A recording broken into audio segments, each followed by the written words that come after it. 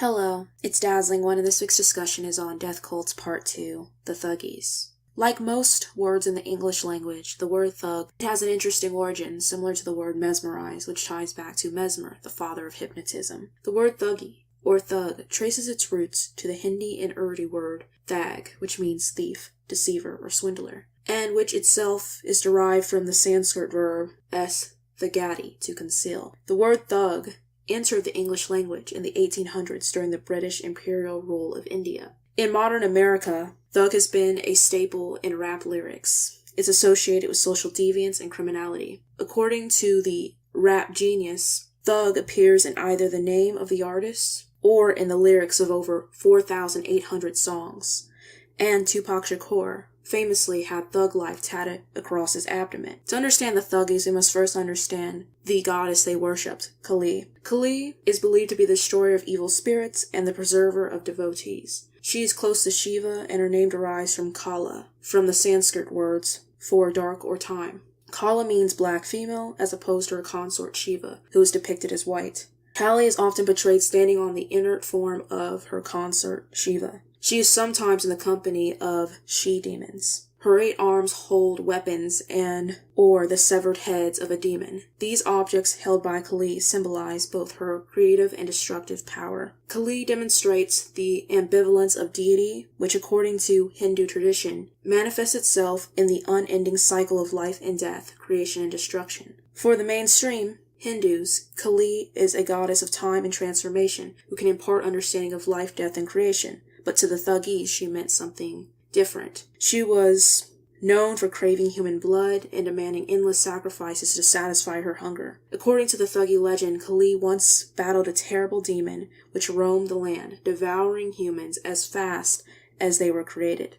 But every drop of the monster's blood that touched the ground spawned a new demon, until the exhausted Kali finally created 2 human men, armed with rumels, and instructed them to strangle the demons. When their work was finished, Kali instructed them to keep the rumels in their family and use them to destroy every man, not their kindred. This was the tale told to the Thuggee initiates. Who exactly were the Thuggees? All thugs were male, and membership in the cult was hereditary, apart from a few outsiders allowed to join voluntarily and some young boys captured in raids.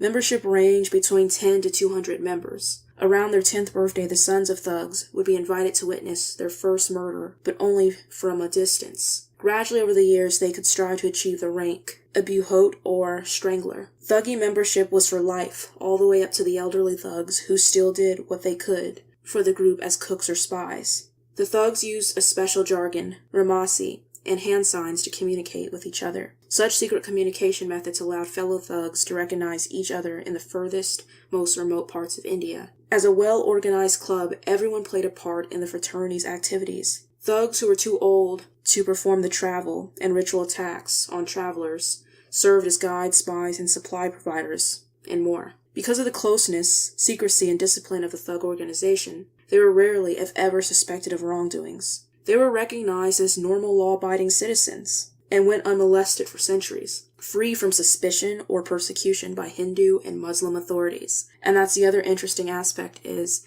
it wasn't just Hindus that were members of the Thuggee cult, but also Muslims. The wives and daughters of these men might never know the truth about the male members of their family. Their extreme secrecy combined with their mastery of murder made the thugs the deadliest secret society in all of history. In the early 19th century, they were credited with 40,000 deaths annually, stretching back as far as anyone cared to count. Some estimates put the overall death toll as high as 2 million, but this cult potentially operating for more than 500 years before formal records were kept. The true number is impossible to determine. Some will trace it back as far as the 13th century, but most look at it from the modern history story, which usually begins with the British Empire in the early 1800s. The first printed reference to a thug appeared in Zia-ud-Din Barni's history Firuz Shah, which was written in about 1356. However, it was a single incident, and they weren't discovered as a group until the 1830s. And even as evidence began to come out about the Thuggee cult, most members of India's British-run government remained dismissive of the claims that a secret cult of murderers were terrorizing the countryside. Some methods that were employed by the Thuggees is that they would pose as pilgrims, merchants, soldiers, or even royalty in groups. They offered protection or company and would befriend fellow travelers and slowly build their confidence along the road. Often the imposters would journey for days and hundreds of miles with their intended victims, patiently waiting for an opportunity to strike. When the time was right, typically while their targets were encamped and at their most relaxed, a signal would be given, reportedly, "Bring the tobacco," and the thugs would spring. Each member had a well-honored specialty. Some distracted their quarry, some made noise or music to mask any cries, while others guarded the campsite from intruders and escapees. Thugs of the highest rank performed the actual killings, as a prohibition against shedding blood was at the core of Thuggee belief. The murders were performed in a bloodless fashion. The usual method was strangulation with a rumal, the yellow silk handkerchief each thug wore tied around his waist, but an occasional neck breaking or poisoning helped add some variety. It was a matter of honor to the thugs to let no one escape alive once they had been selected for death. For the members of Thuggee, murder was both a way of life and a religious duty. They believed their killings were a means of worshipping the Hindu goddess Kali, who was honored at each stage of the murder by a vast and complex system of rituals and superstitions. Thugs were guided to their victims by omens observed in nature, and once the deed was done, the graves and bodies were prepared according to strict ceremonies.